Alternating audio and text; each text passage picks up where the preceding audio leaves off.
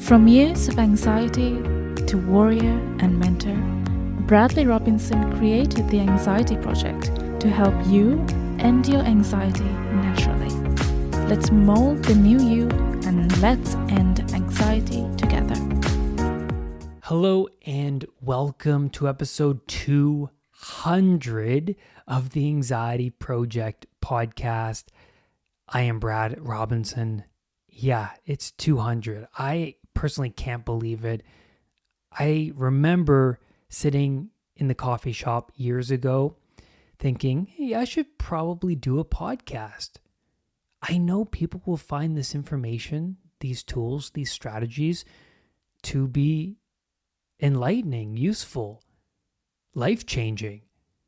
Because not only did they help me out of the anxiety disorder I was suffering, but we're not taught these in school. So I imagined in my mind's eye, okay, what if someone who was desperate to solve their problems stumbled across my podcast, discovered these strategies and tools related to my story, and then changed their life? And I was like, yeah, I got to start a podcast. That is what needs to happen. And so I did it.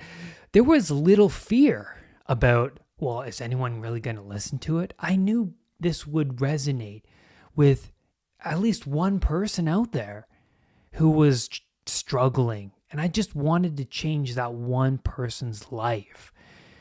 Now, you guys over the years have left me so many great comments, and I've gone over a lot of them on this episode, but I want to go over some today because it's 200 and I just want to see what you guys have to say, what you guys think of the show. I want to start with Joy Atwood.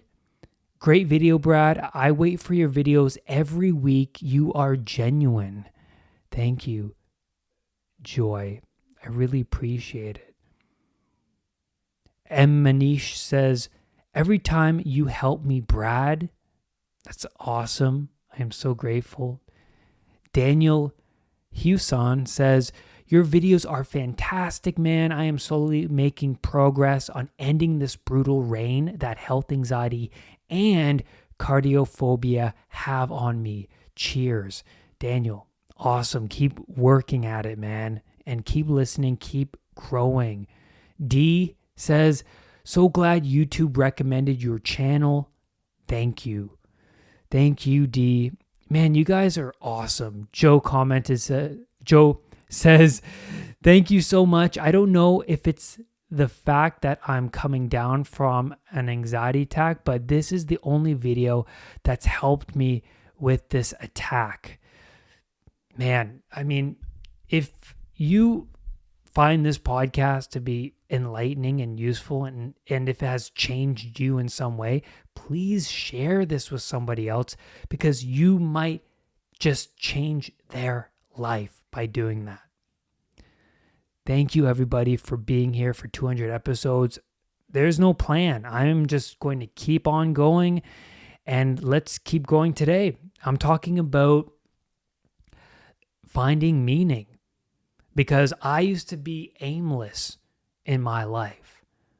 I was driving around town aimlessly in my car.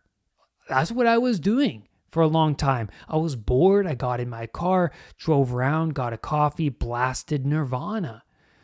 I was living an aimless life, and during that time, there was no meaning in my life. So in this episode, I want to tackle that question. How does meaning come about in one's life? And then I'm going to read you a passage from one of my favorite books of all time, Man's Search for Meaning by Viktor Frankl. Unbelievable book. So many of us, when we are backed into a corner with no signs of escape, we give in to external help. So many people settle in to the corner. They settle in that pain and suffering. The pain becomes tolerable. The pain even gives the person some sort of identity. because the victim, well, gets the attention. It's actually very easy to settle into that pain and suffering because, just to cope, well, that's the easy route. That's the easy route. You can just sit back on the couch, order Chinese food, smoke weed, have a couple glasses of wine, talk about how bad your day was, and not exercise. Just sit there and have coffee, have sweets. That's easy. And no wonder people settle in that lane. Well, of course I did. I know why I settled there. I loved to smoke weed. I loved to talk a lot of crap about other people. I loved to judge other people. I loved to complain about how crappy life was because I fit in with those other people who do the same thing, who have a similar mindset. And so I was obtaining comfort from external sources for a long time in my life. And I had a lot of internal baggage. The baggage is heavy. And these external crutches is an unconscious way of saying, I'm using these to solve my problem of extreme emotional distress. I'm using these crutches to numb the baggage. But the root cause does not get addressed. And so these crutches continue and you remain in the corner. You just pull out a sleeping bag, you pull out your Twix candy bars, and you pull out your bong and you just settle into the corner. And that's what I did for a long time. But here's the thing. I grew in bitterness because the external crutches do not help in the long run. And hope diminishes because they do not help in the long run. Things get worse when you rely on these external crutches. When you rely on these super stimuli like weed or porn or toxic relationships, sex, or Cheetos, certain foods, right? Netflix, exciting shows on TV. And I'll tell you why, because your tolerance level increases the more you subject yourself to this extreme stimuli. And because it's increasing, that means you have to increase the amount you absorb. So you might have to smoke more weed to get to the state you used to get to. You might have to indulge in more porn or more exciting porn, or you might have to indulge in more junk food. Well, you get the idea, because you're just conditioning yourself to this extreme stimuli. And so then that means you're spending more money, you're spending more time in those situations, in that you're spending more time consuming these things now and feeling less and less in control over time because you're trying to keep up. You're trying to get back to a state that you felt good in. So you watched that porn video that was so stimulating and gratifying. You want to get back to that same state next time. I remember when I used to smoke weed and I would have one really great experience where I would become relaxed and sucked into a movie, forgetting all my anxieties. I wanted to get back to that same state the following night because of the positive feedback these behaviors would supply. But when I would smoke again, I noticed that I couldn't get back to that same state, or I would have to smoke more than usual to get back to that state. And sometimes, yes, I would have a pleasant time. I would get back there again, but more often the weed would enhance my conscious awareness, and I would focus on internal insecurities, which then propelled me into other distractions. And so distractions led into other distractions because I was increasing my tolerance. I was increasing my tolerance. One pleasurable act was good, but then eventually I would seek out a more pleasurable act, and then that wouldn't fulfill me enough, and so I would seek out the next one. And I felt I was always on the search for external stimuli. I would hold on to toxic relationships for that attention. I would call on friends to go out to the bar, eat junk food, watch TV, buy coats and jackets and pants and boots that I would think would make me feel fulfilled and create an identity that I would feel proud in, but that never went anywhere. That didn't go far. I would become bored of the boots the next day or the week after, and then find something else that would complete that hole, and then I would go out and buy that, and then that wouldn't fulfill that hole. And then there would be porn, there would be loud music like Nirvana to all soothe and distract, but ended up to be hollow pursuits.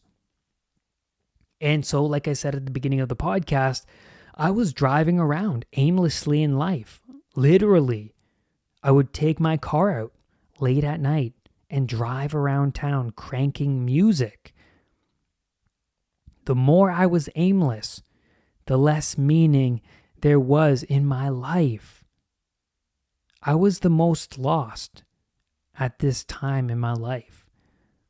It's fascinating that meaning arose when I decided to take on the responsibility over my anxiety disorder. Things got so bad that I had no choice but to turn around to the wall I was cornered against and ask really hard questions. I need help to break free. This is not okay that I am here. Is there any answers to why I am suffering so deeply? Is there a way out of this corner, for God's sakes? So instead of blindly ignoring the wall I was cornered against, I started to examine the damn wall. Instead of turning to family for reassurance, I turned to Google and I searched my behaviors and my symptoms of my day-to-day. And then I found somebody who talked about this thing called anxiety. They weren't complaining about anxiety, because you can find a lot of that online. People, communities who complain about their symptoms, and that builds upon their victim identity, their set mindset. But this person that I came across, they talked about how hard it was to suffer from anxiety, but how they overcame the suffering. And you want someone who has a developing mindset to guide you out of your set mindset. Because that's why you turned around to look at the wall, right? Because you were tired of settling. You were tired of settling. You wanted to look outside of what's familiar to you, because really that's where the answers are going to come from, outside of your comfort zone. You see in the movie, The Lion King, Simba reaches a wall in his life, and then he turns his head upwards to the stars and he asks for guidance. And then the shaman presents himself. You look hard enough, answers will come. Answers will come. And what this scene represents is a perspective shift. Asking difficult questions means your attention is outside of your usual comfort zone. There has to be more than this. There has to be more to life than this. I'm not looking in the right place. It's an admittance to that. I'm not looking in the proper place. In the 12 Steps program to overcome an addiction, the first step is honesty. Admitting to yourself that things need to change. Admitting we are powerless over our addiction. The second step is admitting that you need a power greater than yourself to restore you to sanity. And really, I didn't know I was following this 12 step at the time, but I remember when I found that mentor, I knew that I couldn't rely on my parents for help. I couldn't rely on my relationships for help. I couldn't rely on Dr. Google for help or my actual doctor. I had to look elsewhere and take on this responsibility for myself to find these answers, to bear this cross. Now, I want to read you a passage from Viktor Frankl's book, Man's Search for Meaning. I think this is truly inspirational and life-changing. He says, "We must never forget that we may also find meaning in life, even when confronted with a hopeless situation, when facing a fate that cannot be changed. For what then matters is to bear witness to the uniquely human potential at its best, which is to transform a personal tragedy into a triumph, to turn one's predicament into a human achievement. When we are no longer able to change a situation, just think of an incurable disease such as inoperable cancer. We are challenged to change ourselves. Let me cite a clear-cut example. Once, an elderly general practitioner consulted me because of his severe depression. He could not overcome the loss of his wife, who had died 2 years before and whom he had loved above all else. Now, how could I help him? What should I tell him? Well, I refrained from telling him anything, but instead confronted him with the question, what would have happened, doctor, if you had died first and your wife would have had to survive you? Oh, he said, for her this would have been terrible. How she would have suffered. Whereupon I replied, you see, doctor, such a suffering has been spared her, and it was you who have spared her this suffering, to be sure at the price that now you have to survive and mourn her.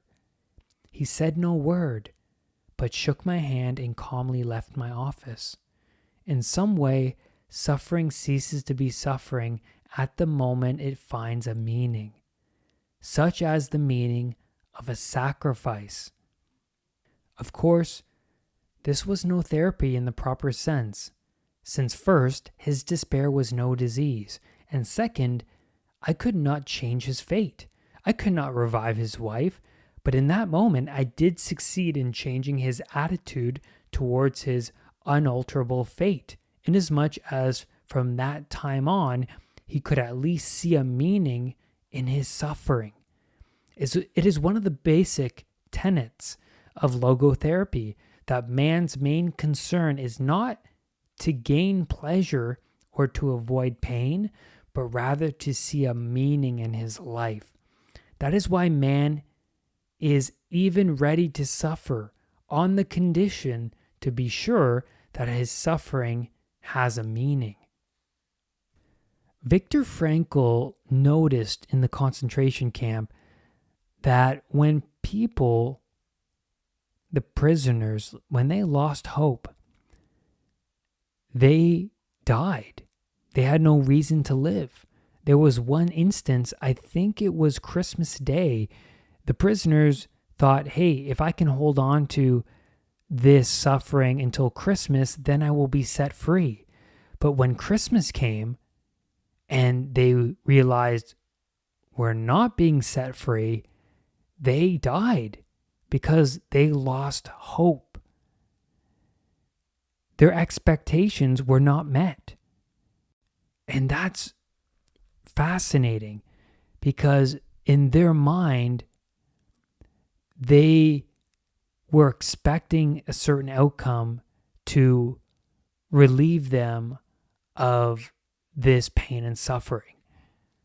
And I viewed my recovery, the beginning parts of my recovery, in that sort of way where if I didn't feel good tomorrow, then there was no hope of me ever feeling good. But that's not the proper mindset. The meaning came for me when I shifted my perspective over each day being an opportunity to prove my older self wrong. The reason why some people were able to survive is because of their mindset, how they perceived the situation. This is an opportunity from God for me to change, to grow. And we have to ask the question, why people nowadays put themselves in situations where they suffer. They go for long runs. They do extreme exercises. They take cold plunges. They do ayahuasca experiences. These are not easy experiences, situations. Why do people do this? Because on the other side of pain, there's peace. Like David Goggins says, you can't jump to peace without going to war. The pressure of wanting to feel better now, that only increased my anxiety. The meaning of my suffering was a sign from God that things needed to change in order for me to reach my higher potential. That's the only way I was going to get there, is to change the meaning, change the mindset. This suffering does not have to be my life, but it was necessary for me to go through this so I could make a change. And I will be forever grateful for the suffering I went through, because the quality of my life now is not even in comparison to the quality of my life 5 years ago. There's no comparison. Each day for me became an opportunity to prove my older self wrong, to gain those 1% changes. I separated myself into what was and what could be. No longer was I on Instagram wishing I was somebody else, but I was battling my past self to see who I could become tomorrow. Continue to challenge yourself, because this is the battle between you and yourself. Ask yourself those difficult questions. Look toward the wall and start to chip away at it. Start to acknowledge that there is a wall there and devise a strategy on how you're going to break through. If you're honest with yourself about your emotions, then perhaps you can move forward rather than remain in the corner. The fight is not won When you're sitting down in the boxing ring corner with your towel, with your cold water, with your coach, that's comfort. It's one when you take the advice of your coach and you move out of the safe zone into the unknown, into the ring. You stand up with your gloves on and you fight. That's where change occurs. It's when you're voluntarily confronting the things you do not want to confront. And that's where I'm going to leave you on today's podcast episode. I am so grateful you're here today. If you're new to the podcast, welcome. Please share this with somebody you know who is suffering from anxiety, or if you just want to change their life. I can't express to you how much it means to me that you're here and we're growing together. You're part of a growing community. We're here to grow, not remain stagnant, not to remain in the corner. We want to better ourselves because I am a testament to that. My quality of life has greatly improved because of those 1% changes every day. And my channel, my podcast is about those 1% changes. If you haven't subscribed to the YouTube channel yet, please go over to YouTube. I post a lot of stuff there, a lot of powerful videos there. Please check that out. Please join that community. And remember, rise above anxiety. I will see you on the next podcast episode. Bye for now. Brad's Powerful Anxiety Recovery Program is now available at unpluganxiety.com. The Anxiety Project program is downloadable and puts the power of anxiety recovery in your own hands. Visit unpluganxiety.com for more details. Recovery starts now.